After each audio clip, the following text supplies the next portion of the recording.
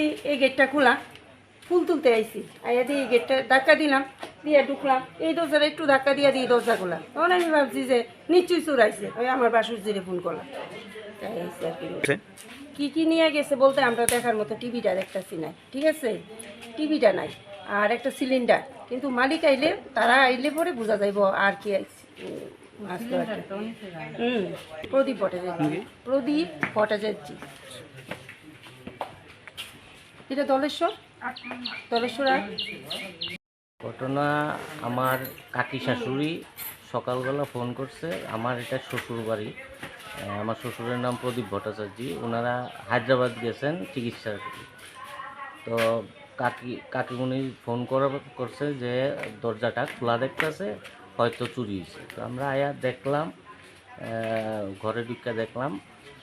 দেখার মধ্যে এখন টিভিটা আমরা দেখতাছি না, আর একটা সিলিন্ডার, আর গোদরেজটা ভাঙ্গা। গোদরেজের মধ্যে যার সামগ্রী আছে সব লণ্ডভণ্ড করে ঘরের মধ্যে ছিটানো।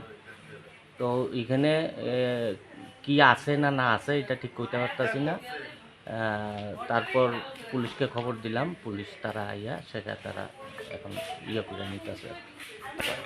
নিরাপত্তা তো এখন রাত্রেবেলা না, শুধু দিনের বেলাও নিরাপত্তার অভাবেই আমরা ভুগতেছি। কারণ এই এলাকার মধ্যে আতঙ্কেই আছে মানুষ, যতটুকু জানি আমরা। চোরের উপদ্রব প্রচণ্ড, এবং এটা খুব সম্ভবত নেশা যেভাবে বাড়তেছে, এই নেশার প্রভাবে এই চুরিটা।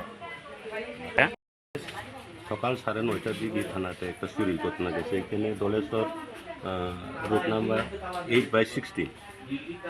তো এই খবর অনুসারে আমরা আইলাম, আইসে দেখি প্রদীপ কুমার ভট্টাচার্য তাইলে একচুয়ালি চিকিৎসার জন্য মনে বাইরে গেছে।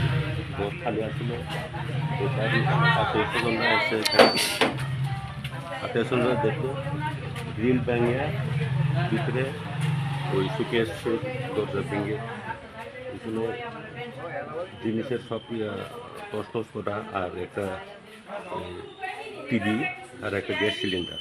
তো মালিক তো নয়, মালিকের কাছে তো কী নিচে এখন বোঝা যাচ্ছে টাকা পয়সা আছে কিনা।